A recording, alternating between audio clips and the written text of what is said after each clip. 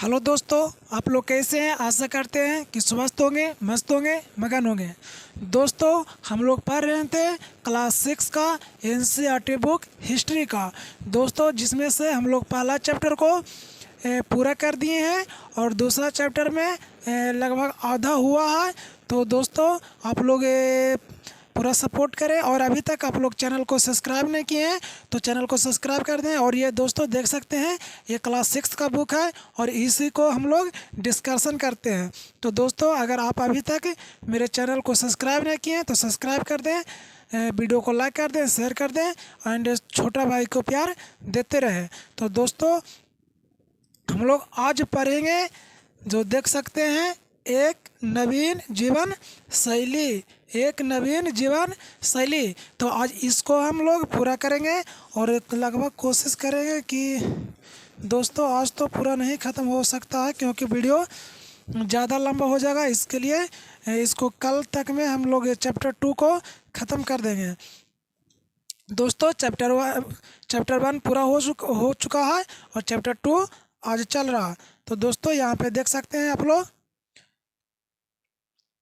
तुम किसी पौधे के बीज को बोकर देखो, तुम पाओगी कि इसे विकसित होने में कुछ कुछ वक्त लगता है।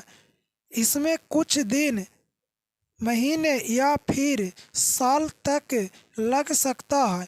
इसलिए जब लोग पौधे उगाने लगे तो उसकी देखभाल के लिए उन्होंने एक ही जगह पर लंबे समय तक रहना पड़ा था। दोस्तों, जब बीज को बोकर उगाने लगे तो वहाँ पर वो पौधा को उगने में काफ़ी समय लगने लगा, यानी उगकर पकने और उसको काटने में बहुत अधिक समय लगने लगा। इसलिए लोग एक ही स्थान पर रहना पड़ा। बीज बोने से लेकर फसल के पकने तक पौधे की सिंचाई करने, खरपतवार हटाने, जानवरों और चिड़ियों से उनकी सुरक्षा करने जैसे बहुत से काम शामिल थे। कटाई के बाद अनाज का उपयोग बहुत संभाल कर करना पड़ता था। दोस्तों, जो फसल उगाते थे तो वहाँ पे अधिक समय लगता था। अब अधिक समय लगेगा तो एक स्थान से दूसरे स्थान जाने में तो दिक्कत होगा, क्योंकि दोस्तों वहाँ पे आप मेहनत किए हैं, वहाँ पे बीज बोए हैं, बीज को फिर उगाए, उसको तैयार कराएं, और जब फसल हुआ तो आप एक स्थान से तो दूसरा स्थान नहीं जा सकते। इसलिए लोग वहाँ पे बसने लगे, रहने लगे। अनाज को भोजन और बीज दोनों ही रूपों में बचा कर रखना आवश्यक था। इसलिए लोगों को इसके भंडारण की बात सोचनी पड़ी। बहुत से इलाकों में लोगों ने मिट्टी के बड़े बड़े बर्तन बनाए, टोकरियां बुनी या फिर जमीन में गड्ढा खोदा। क्या, यहाँ पे देखिए दोस्तों, यहाँ पे आप देख सकते हैं, क्या तुम्हें लगता है कि शिकारी या भोजन संग्रह करने वाले बर्तन बनाते और उनका प्रयोग करते होंगे? अपने जवाब कारण बताओ। तो आप लोग कारण बताएं और कमेंट बॉक्स में बताएं। जानवर, चलते फिरते खाद्य भंडार। तो दोस्तों, यहाँ पे आप देख सकते हैं, जानवर बच्चे देते हैं जिससे उसकी संख्या बढ़ती है। अगर जानवरों की देखभाल की जाए तो उनकी संख्या तो बढ़ती ही है, साथ ही उनसे दूध भी प्राप्त हो सकता है। जो भोजन एक अच्छा स्रोत है, वहीं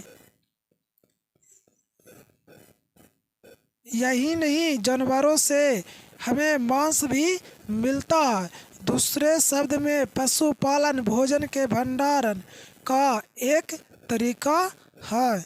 दोस्तों, यहाँ पे लिखा हुआ है कि भोजन के अतिरिक्त जानवरों से और क्या क्या मिल सकता है। आज जानवरों का उपयोग किस लिए होता है? तो दोस्तों, आप लोग बता सकते हैं। कमेंट बॉक्स पूरा खाली है। दोस्तों अगला पॉइंट है कि आओ आरंभिक कृषकों और पशुपालकों के बारे में पता करें। मानचित्र 2 दोस्तों यहाँ पे है मानचित्र 2, यहाँ पे आप देख सकते हैं।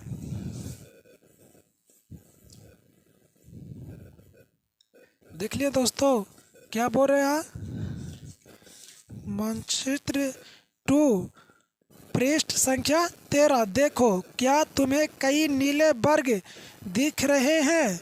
पता है इनमें से प्रत्येक बिंदु उस जगह को दर्शाता है जहां पुरातत्वविदों को शुरुआती कृषकों और पशुपालकों के होने के साक्ष्य मिले हैं। ये पूरे उपमहाद्वीप में पाए गए हैं। इनमें सबसे महत्वपूर्ण पश्चिमोत्तर क्षेत्र में, आधुनिक कश्मीर में और पूर्वी तथा दक्षिण भारत में पाए गए हैं। वास्तव में ये निर्दिष्ट स्थान कृषकों और पशुपालकों की बस्तियां थी या नहीं, इसे जांचने के लिए वैज्ञानिक खुदाई में मिले पौधों और पशुओं हड्डियों के नमूनों का अध्ययन करते हैं। इनमें से सबसे रोचक जले हुए अनाज के दानों के अवशेष हैं। ऐसे लगता है कि ये गलती से या फिर जानबूझकर जलाए गए होंगे। वैज्ञानिक इन अनाजों के दानों की पहचान कर सकते हैं। इस तरह हमें पता चलता है कि इस उपमहाद्वीप के विभिन्न भागों में बहुत सारी फसलें उगाई जाती रही होगी। वैज्ञानिक विभिन्न जानवरों की हड्डियों की भी पहचान कर सकते हैं। यहाँ पे आप लोग देख सकते हैं और यहाँ पे लिखा हुआ अस्थाई जीवन की ओर। पुरातत्वविदों को कुछ पुरास्थलों पर झोपड़ियों और घरों के निशान मिले हैं, जैसे कि बुर्ज होम वर्तमान में कश्मीर में है। जो बुर्ज होम है वो अभी कहाँ वर्तमान में कश्मीर में के लोग गड्ढे के नीचे घर बनाते थे। यानी बुर्ज होम लोग थे वो कहाँ बनाते थे? जमीन के नीचे घर गड्ढा में बनाते थे, जिन्हें गर्त बास कहा जाता है। जिन्हें क्या कहा जाता है? गर्त बास।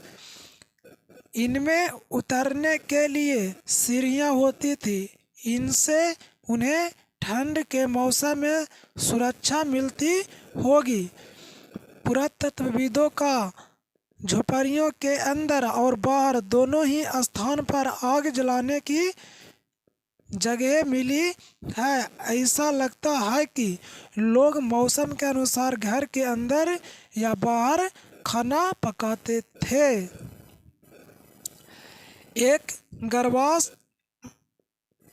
का चित्र बनाओ। बहुत सारी जगहों से पत्थर का औजार भी मिले हैं। इनमें से कई ऐसे जो पूरा पाषाण युगीन उपकरणों से भिन्न है, इसलिए इन्हें नवपाषाण युग का माना गया है। इनमें वे औजार भी हैं जिनकी दहाड़ को और अधिक पैना करने के लिए उन पर पॉलिश चढ़ाई जाती थी। ओखली और मूसल का प्रयोग अनाज तथा वनस्पतियों से प्राप्त अन्य चीज़ों को पीसने के लिए किया जाता था। आज हजारों साल बाद भी ओखली और मूसल का प्रयोग अनाज पीसने के लिए किया जाता है। उसी तरह प्राचीन प्रस्तर युगीन औजारों का निर्माण और प्रयोग लगातार होता रहा है। कुछ औजार हड्डियों से भी बनाए जाते थे। आप लोग यहाँ पे देख सकते हैं, इसका चित्र यहाँ पे दिया हुआ है। तो दोस्तों आज हम लोग यहीं तक रखेंगे, और क्योंकि वीडियो ज़्यादा लंबा हो जाएगा, तो आप लोग भी ज़्यादा लंबा वीडियो नहीं देख पाते हैं। तो आप लोग पूरा वीडियो देखिए और चैनल को सब्सक्राइब करिए और छोटा भाई को प्यार